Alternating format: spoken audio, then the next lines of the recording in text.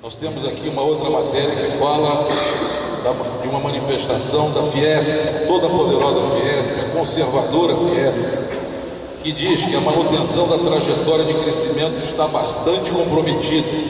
O investimento industrial, que é predominantemente induzido pela demanda, deverá apresentar redução, contrapondo-se ao período anterior, o que pode ser prejudicial à expansão econômica do país, dada a importância do investimento como fonte de demanda no curto prazo e como garantidor da oferta futura no longo prazo.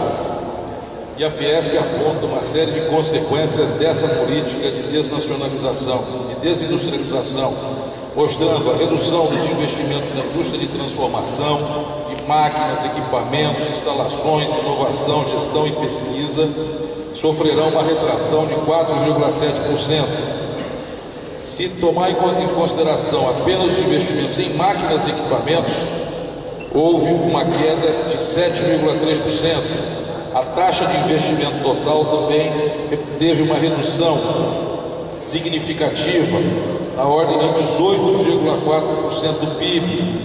E apesar dos desembolsos totais do BNDES terem crescido em 2010, houve um crescimento, isso não foi suficiente para inverter essa tendência de queda.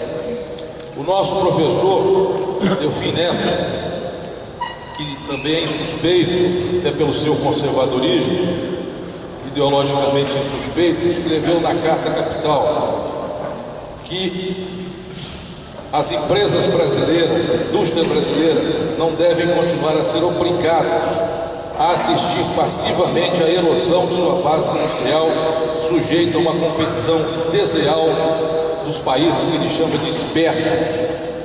Os vastos recursos do sistema financeiro, tudo isso é o Delfim falando, influem decisivamente na construção das expectativas de inflação, ou seja, diz que não é o investimento, não é o fortalecimento do poder de compra dos salários que comprometem, que podem comprometer o controle inflacionário, e sim os vastos recursos do setor financeiro que promovem a especulação.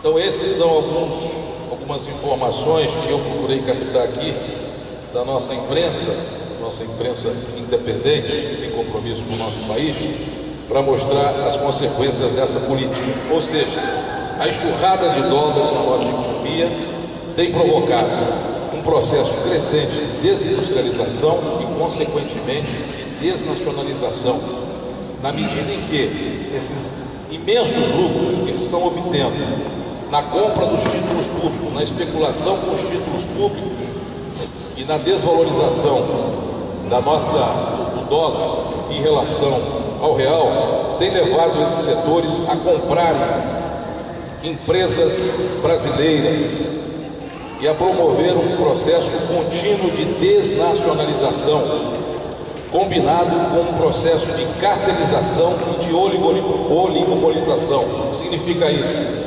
Que a compra dessas empresas tem provocado, logo em seguida, fusões e incorporações, gerando verdadeiros mastodontes em algumas áreas da nossa economia. Está aí o exemplo da indústria alimentícia brasileira, cada vez mais concentrada na mão de 2, 3 grupos que controlam a produção e controlam o mercado. O que significa dizer que o mercado brasileiro está crescentemente sendo ocupado por interesses, por grupos econômicos cujas matrizes não se encontram no Brasil, não estão entre as nossas fronteiras e, portanto, as decisões sobre as políticas de investimento, de preço, de mercado não são tomadas aqui, dentro das nossas fronteiras, e sim fora do nosso país. Isso significa transferir a decisão sobre questões de política econômica, sobre questões de mercado, sobre questões de preço, sobre questões de salário, para fora do país, e não garantindo que o nosso governo tenha soberania sobre essas questões. O reflexo disso já pode ser sentido no bolso dos trabalhadores brasileiros.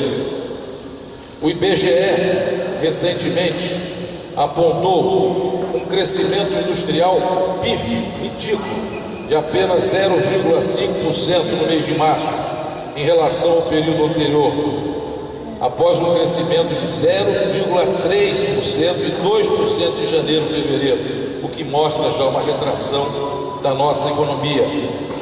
No entanto, esse crescimento não foi acompanhado pela evolução do número de pessoas ocupadas, ou seja, o nosso crescimento econômico, esse pequeno crescimento econômico não correspondeu, não teve como contrapartida a geração de empregos na mesma proporção, registrando estagnação, variação de 0% em março em relação a fevereiro.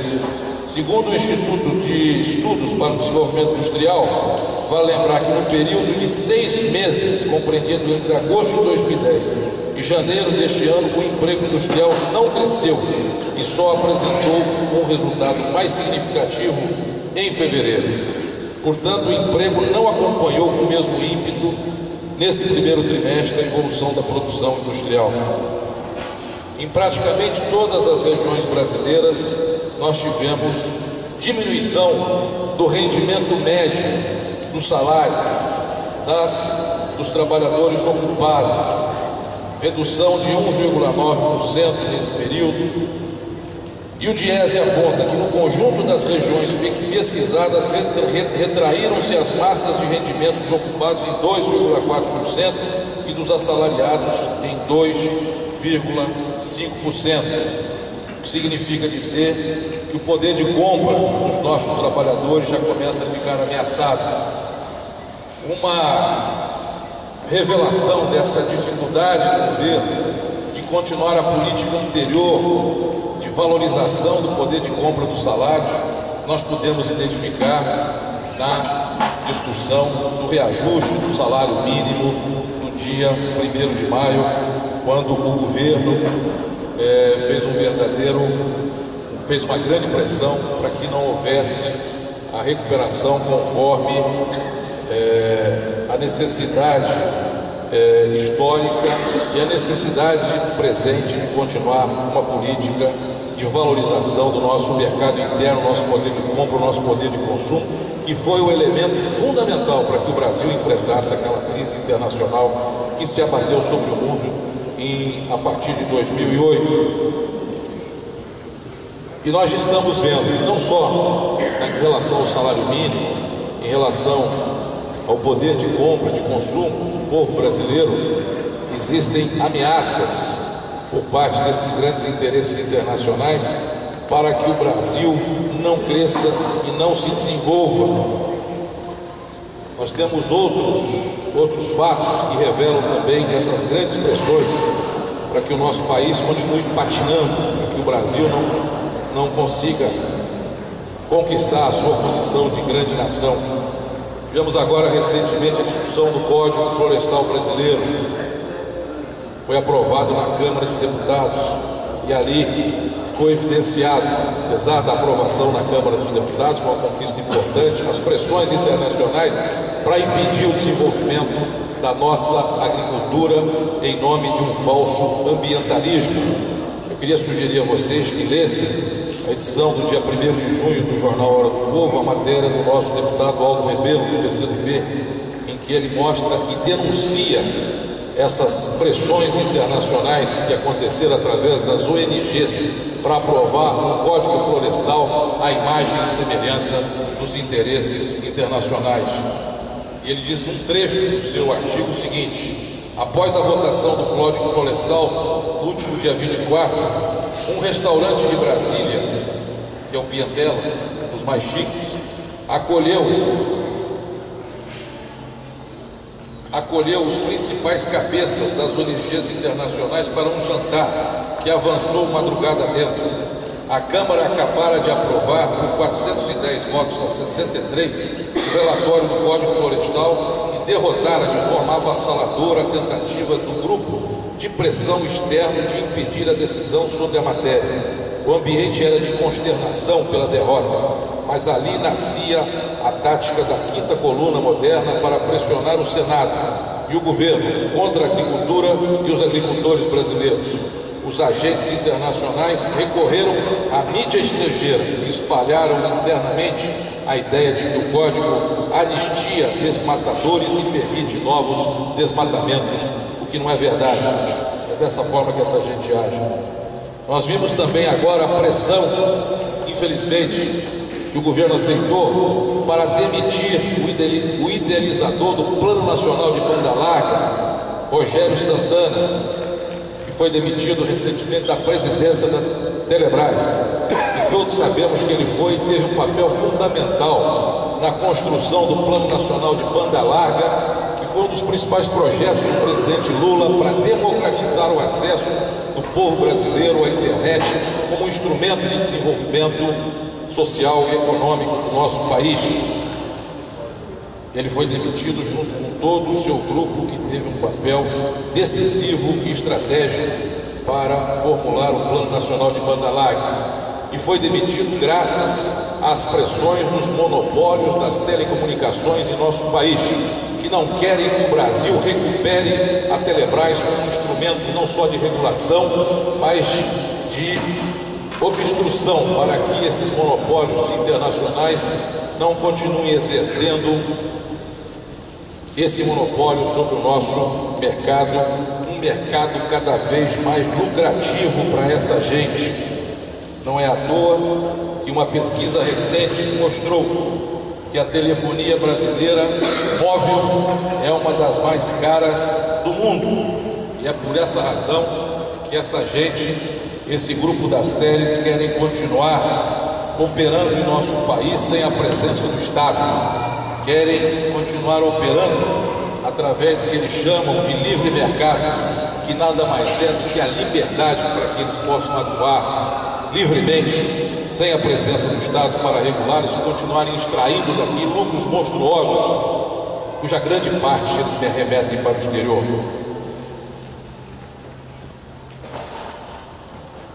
Alguns dados mostram como isso está comprometendo o nosso crescimento e como outros países estão reagindo de forma diferenciada em relação ao Brasil. A China em 2009 cresceu 9,2%, em 2010 cresceu 10,3%, e a previsão do FMI, do Fundo Monetário, que é uma instituição controlada pelos americanos principalmente, é que em 2011 ela vai crescer 9,6%. A Índia cresceu 6,8% em 2009, 2010 10,4%, previsão de crescimento para 2011 8,2%. O nosso ministro Manteiga, que tem sido muito vacilante na defesa de uma política econômica mais séria e comprometida pelo país, já anunciou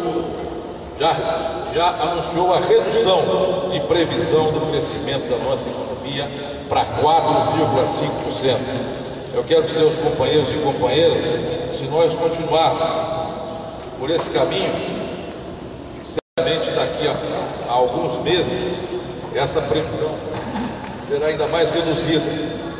Nós poderemos chegar aí no final do ano com um crescimento pífio de 2, 3, 4%. A quem interessa isso, companheiros? Não exatamente a esses grandes interesses internacionais que têm o objetivo exclusivo de dominar o nosso mercado, espoliar as nossas riquezas naturais e transferir a renda e o esforço, o sacrifício dos brasileiros para os grandes centros econômicos internacionais que estão em crise. Um outro dado interessante é o gasto que tivemos com juros, 78 bilhões de reais nos 4 primeiros meses desse ano. Isso relativamente ao PIB, só pagamento de juros, que mostra esse comprometimento